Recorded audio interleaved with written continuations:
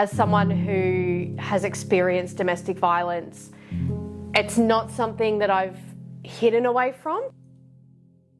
People in my circle know what's happened, probably not to the extent, but they at least knew that I'd been in that situation after I got out of it. But to open that up to people that didn't know me, it was something I really had to come to terms with.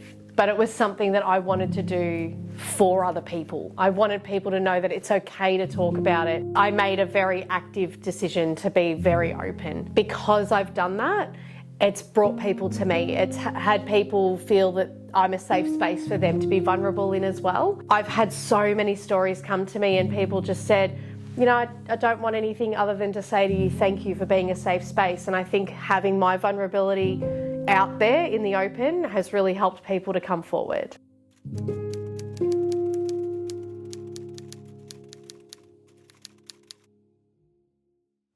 Ash, thank you so much for coming in the studio today to talk about your new release, Scars and Sunflowers. My first question to you is, as an author writing this, you're putting so much of yourself, obviously because we'll go in and unpack the backstory behind this, because it's quite a big one, but you're putting so much of your own emotions and, I guess, experiences into this book. How was that as an author, knowing that readers are going to see those sides of you? I really had to come to terms with the fact that it was going to be me on a page. As someone who has experienced domestic violence, it's not something that I've hidden away from. People in my circle know what's happened, probably not to the extent, but they at least knew that I'd been in that situation after I got out of it. To open that up to people that didn't know me, it was something I really had to come to terms with. But it was something that I wanted to do for other people. I wanted people to know that it's okay to talk about it, that it's your right to talk about it. You're not on your own, and you're not, like, people believe you. Like, it's okay. These things, they're so common. It is so much more common than we realise that people are going through this, but people go through it in silence, and I wanted to break that cycle. No, I really love that. And is it hard to navigate sometimes as well between what's truth and what's fiction, and how that all comes together when you're writing it as well? So there are multiple scenes in this that are from my experience and based off that. Then I have pure fiction, which was more like the little in-between bits. And then I had parts that were loosely based off. It was a balance of trying to work out, making it a story that is fiction, but still being respectful towards my story as well and wanting to get my story out there. And I didn't want things exaggerated for the purpose of entertainment. You know, that wasn't the purpose of this book at all. And so I just, had to try and balance and see sort of what fit where. I didn't want to scare people either. So there was also trying to find that balance of how much of me to put in. But yeah, I'm really proud of how it came out though.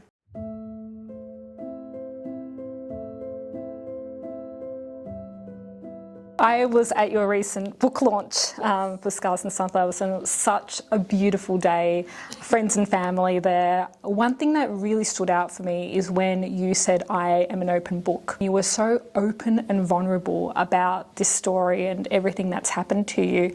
And a lot of people, they were responding to that.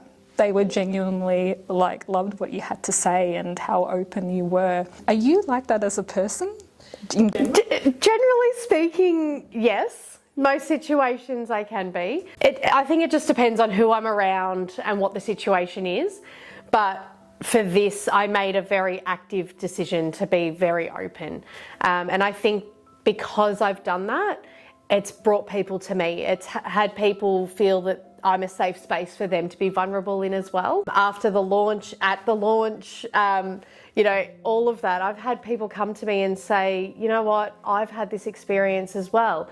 It was longer, it was shorter, it was different, it was the same. I've had so many stories come to me and people just said, you know, I don't want anything other than to say to you, thank you for being a safe space. And I think having my vulnerability out there in the open has really helped people to come forward. Yeah, no, I definitely felt that on the day. I genuinely was so upset to hear what had happened to you. By no means anyone should be able to experience that, but a lot of women go through that, and a lot of them can't even have the courage to speak about it, but you did. So I'm grateful for you, and thank you for putting, all your words into this novel. I relate to a lot of the topics in there. I had that in my early childhood. I genuinely, thank you for having somewhere that I can read and relate to and not feel like I'm so alone. Was there a moment or a memory that triggered you into writing this? That first moment that you knew, I am going to, sit down and do this. It was just part of my healing journey. I was sitting there one day and I was writing something else. And I just sort of thought of, what if I put my story into a book and just get it all out? Because obviously writing my other books is quite therapeutic. I write when I just want to escape a little bit. And I thought maybe that can help me with my healing journey. I really tossed for a long time whether I was going to write it as a contemporary or whether I was going to write it as a paranormal. And I really went back and forth on that. And I think that's what delayed my writing with this. I settled on going paranormal because I not only wanted to use the magic analogy with magic, but also I thought it might take some of that impact where it would bring people to still be able to read the book and enjoy it to an extent without having it really harrowing. I agree. As much as I don't want to diminish anything that happened, I just wanted to take a little bit of that impact out of it so that the book could still be read. The last thing I wanted was for people to get 3 chapters in and go, I cannot finish this. I still wanted them to be able to get to the end. It's not a traditional happily ever after, but it is a satisfying ending. But that's what I loved about it too. It was real, and we need more of that authenticness in books in general. So it definitely delivered that. I guess for people that haven't read the book, what would you say it's about? Or it's just like a light plot. Yes, I think the best way that I can describe it is a devastatingly heartfelt story of a witch who finds herself in an abusive relationship. As she loses herself and her magic, she needs to find her way out. She needs to find her way back to where she is because there's no one coming to save her. She needs to be her own hero, and that was such an important thing for me. I love my happily ever afters. I love my men coming in to save women. I love all the romance, but she couldn't have that. That would not have been genuine to her story. She needed to be her own hero, and that's what's happened. And I also really loved how you weaved magic into the story, because originally when I picked it up and I saw the book, I thought, oh, a witch! Is this going to get really kind of fantasy involved and have this topic underlying? But the way you did it was really smart. You kind of used magic as a feeling as well, and it, obviously as the events of the book happened, her magic was dulled. For your symbolism when you were writing that, we're using magic as strength, almost like we all have it within us. We all have that magic and that light within us, but it can just dull if events. Absolutely. And yeah, it was definitely that analogy of what you have inside you, that sparkle that you have in you, that when you're in these situations, that sparkle dulls and you become a shell. And that's what a lot of people sort of describe themselves as when they're in these situations, is that they've become a shell of themselves. And a witch without magic is a shell. And was magic intended definitely at the beginning of this book? Yeah. So the title, Scars and Sunflowers, obviously scars leaning towards the whole mental health thing as well, and the scars that we don't see. And sunflowers, which is why she ended up being an earth witch, because they are such a representation of mental health and happiness as well. And so that's where the title then tied into her being an earth witch, and yeah, it all just worked. And going to the main character, obviously Tyler, the lion shifter line. Now, you said something about this at your book launch as well, and it's something that I love every time you say it. So let's say it again right now.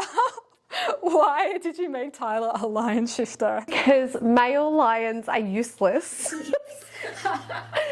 Because they do not do anything in the pride. It is all the women. I wanted him to shift into an animal that is perceived as strong, but is useless. And I felt like that was probably and that was also my little way of having a laugh. because, you know, that's what we have to do in these situations. So it was really good. Just straying away from Tyler for the second, I want to talk about the little crotch goblins. That's what you called them in the book. You did, didn't you? I didn't write that down in it. You did. No, was I the first one that said it out loud? No, I definitely referred to children as crotch goblins in the book. I guess saying it out loud's kind of funny because you're internally thinking that in your head when you read it. Esme is a single mum at the start of the book. You can really feel her guilt. How much of her journey came from your personal experience with your own children? So a lot of it. I had one crotch goblin when I met the person who I ended up being in this abusive relationship with. And like Esme, it was a son. So yeah, and there was a lot of similarities. My second child is a daughter, same as what happens. And yeah, so I did take a lot from that. And there was so much guilt that I held. I've had conversations with my son over this. Towards the end of the book, the situation where she eventually just says no, that is very similar to what actually happened. That one's probably more of inspired by similar events, but just transpired a little bit differently. And I don't have a glowing orb of protection that emanates from me. So, I mean, I can't really take that one. So a lot of the parental side of things really was me and my experience with my children, because I want them to be able to read this when they grow up and to understand maybe some things that have happened that they weren't old enough to understand. I agree. And I feel like as well, the little crotch goblins, in the magic, they were the light. Yes. Because when she was at her most down, they were almost her magic that brought her back up into the light. Yeah. So that was a nice little...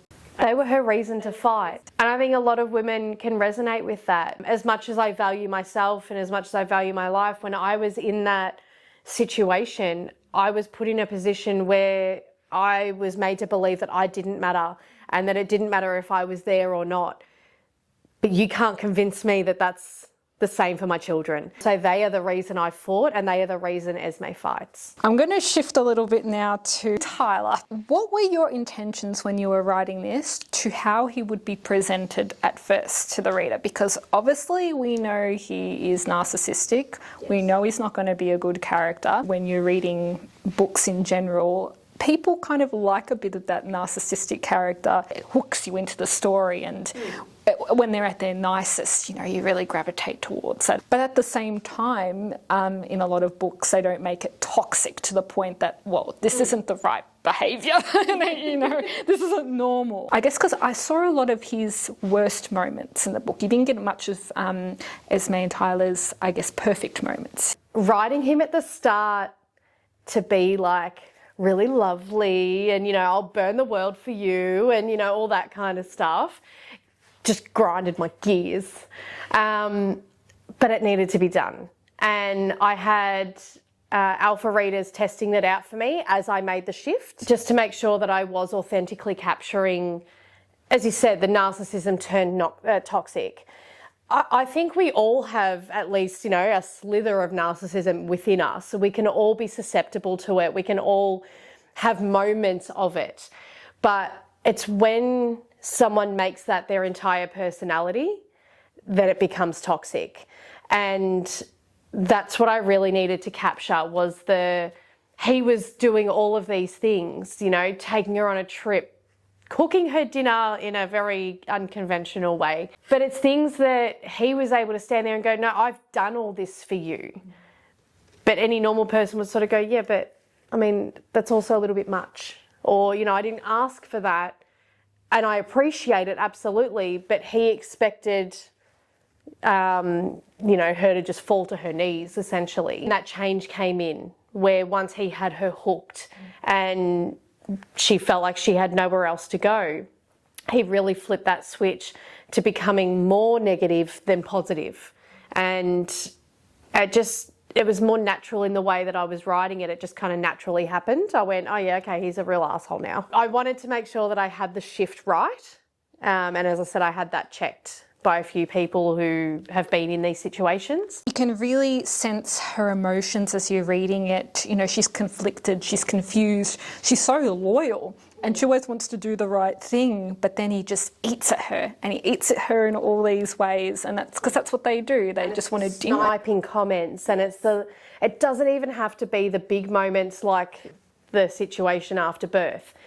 It's just the little things. Yeah. Well, you're a witch with no magic, so you're useless. You know, it's the little snippet. It's the clothing choices. Before you know it, you don't have the strength to turn around and say no or walk away, because you've been conditioned to feel that that's all you know. And what went into crafting that psychological realism within this book, the way you're tossing up in her head and her emotions from what is really happening? You wrote it really well, so obviously you based a lot of your own experiences within that. How did you go about feeling that as you were writing it? Look, it was tough to bring all those emotions back up, something that, you know, I've spent a long time either dealing with, suppressing, you know, moving on from. And I had to consciously bring those back up and feel them again so that I could actually write out the words. My husband actually knew when I'd written a really tough scene, because I would finish writing it and I would just kind of put my laptop to the side and just go and snuggle in with him, and he'd be like, "It was a tough one, wasn't it?" And I'm like, "Yep, but I got there." And it was just being kind to myself. I set myself no deadlines with this one. It was going to just be when it happened.